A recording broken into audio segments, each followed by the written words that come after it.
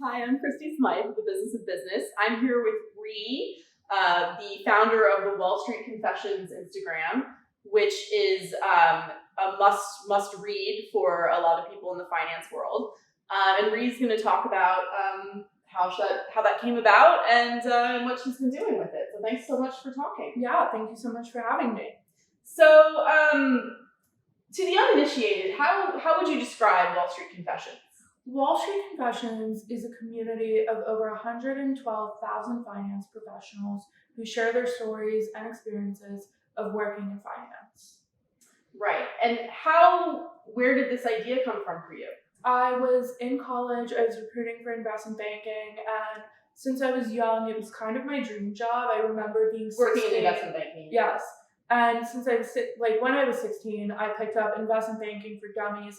And I was like, oh my God, M&A deals are so cool. This is what I want to do with my life. And then when I got into college, I had this scrappy mindset because I was going to a non-target and I was emailing anyone. Where did you go to school? So I went to Trinity in DC for about a year. And then I went to Marymount Manhattan College where I double majored in finance and international studies. Mm-hmm. But when I was at Trinity, which is such a non-target, it was a women's college. So in financial services, they pick people from certain schools to recruit from. So like UPenn, Harvard, Columbia, top tier schools are oftentimes where I've noticed investment bankers kind of come from. Right, Columbia and Harvard. Yeah. Yes, my school had a very high acceptance rate. It was a small women's college. So I was in my dorm room emailing anyone at Goldman Sachs. I even remember emailing someone's executive assistant and being like, hey, investment banking is my dream job. I would love to talk to you about Goldman Sachs. That didn't work out, and I was following a lot of financial focused pages on Instagram, such as Not Your Father's Broker, Liquidity, many more. And as I was following them, I noticed a trend that there was a lot of humor, which I appreciated. I felt like I was getting a look into some of what the industry was. But there was no one who was really starting the conversation early on.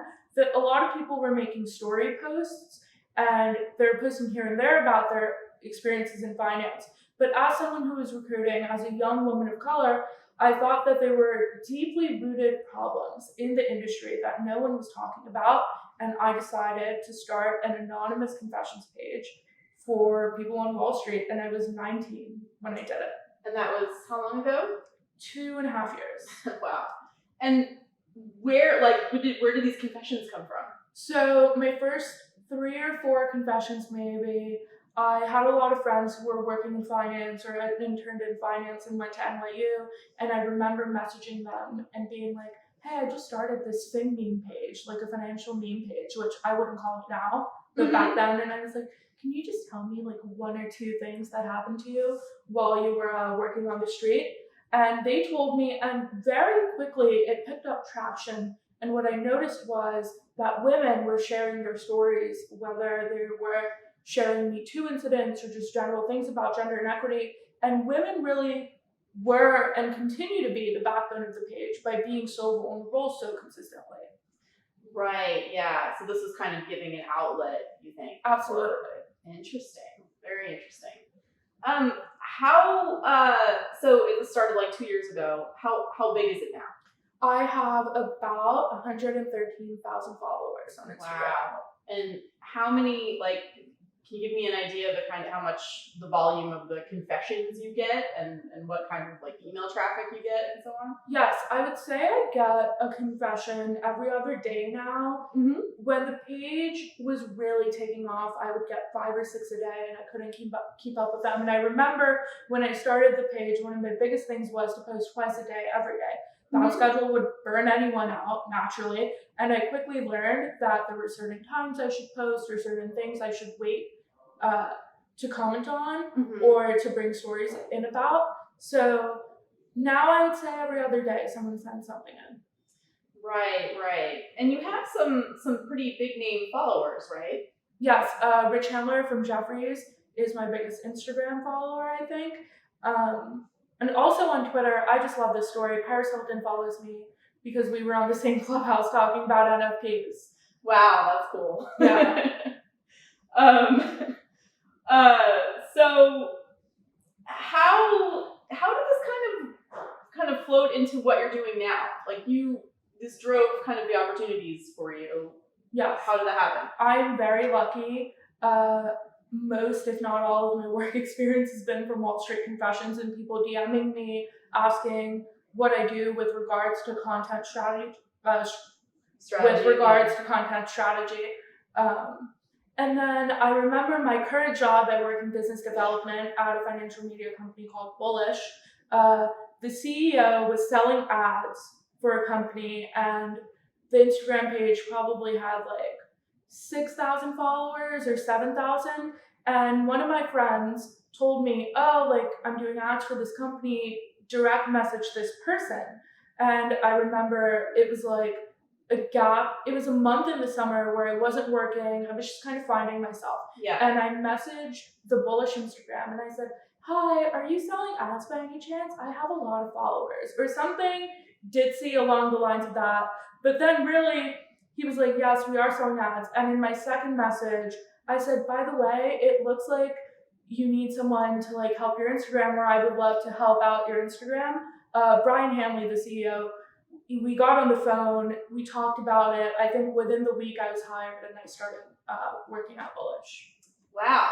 So this really became your job essentially, or it sort of opened a door for you. Yes, in many ways, I'm very lucky to be able to message people and have my work really be on display when I do message them, because I look at Wall Street Confessions as something I built and something I'm very proud of. When I message people from that account, they can see exactly what I've done so far.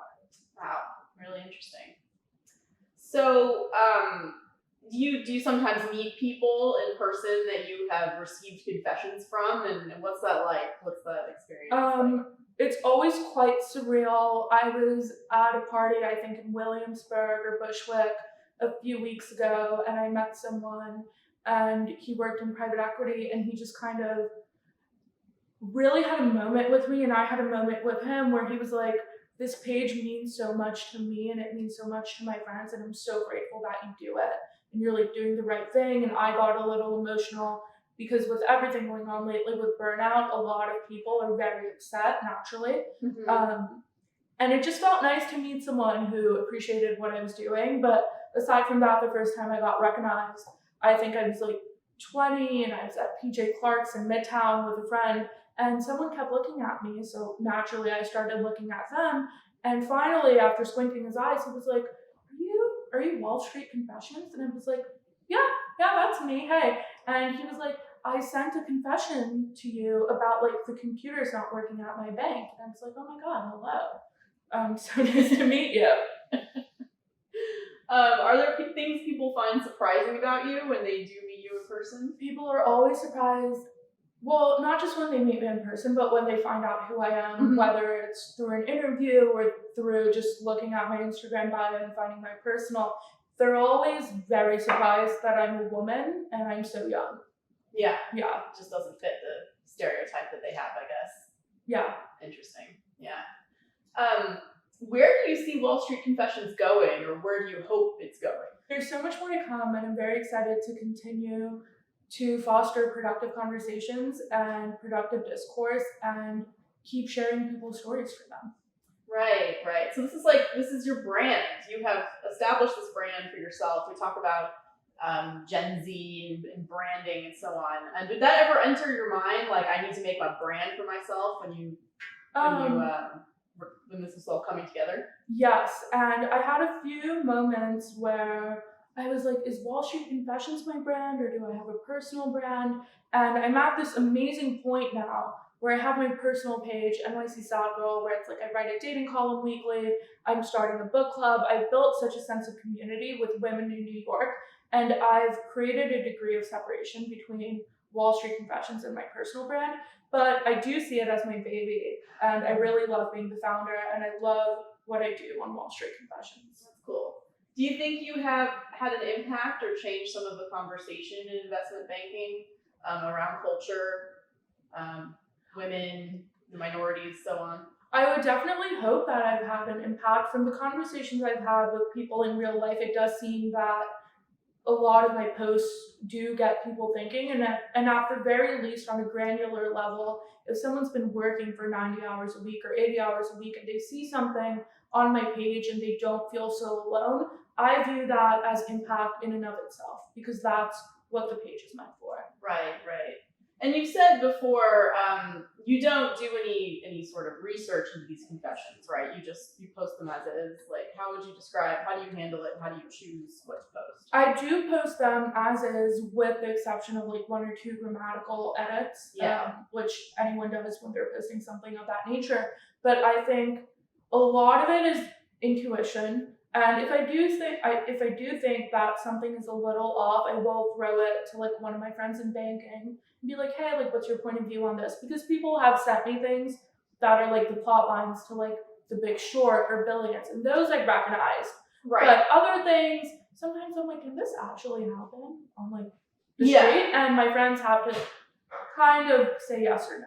Right. That makes sense. You want to Yes. check to make sure, you want to be authentic, of course. As authentic as humanly possible without bothering the person who sent it in, which also I know nothing about. Right. And this anonymity and this sense of safety, I'm sure. Yes.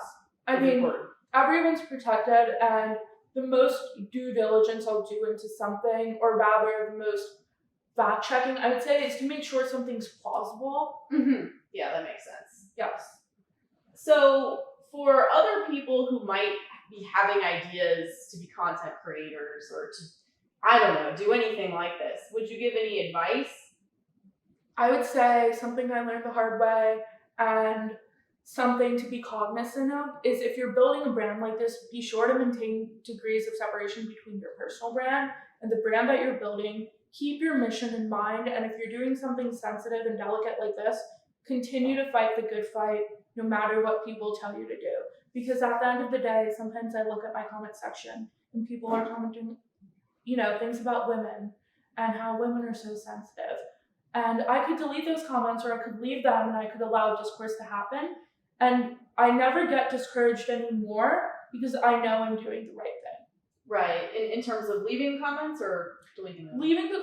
I leave the comments, and I leave them because I want all point of views to be heard, unless of course they're a danger to society. Right. But you don't want this to be part of your of course brand, not. Of course. But I leave comments so people can educate other people and get different point of views. But sometimes in the past, I've seen comments like those, and I felt discouraged because when I started the page, I was 19, and I really had not that big of an understanding of the world. But now those comments make me want to post what I'm doing even more, or like post even more confessions, because comments that invalidate women's stories or stories of survivors can be extremely hurtful, and they can set people back. But I view them as something to push me to continue to do this, because I know that even if I get flack, it's important to be the voice for people who don't necessarily think that they can come out and talk about what they're going through. Right. That's great. Well, thanks so much for talking about this. I really appreciate being able to have this chat. Yeah, thank you for having me.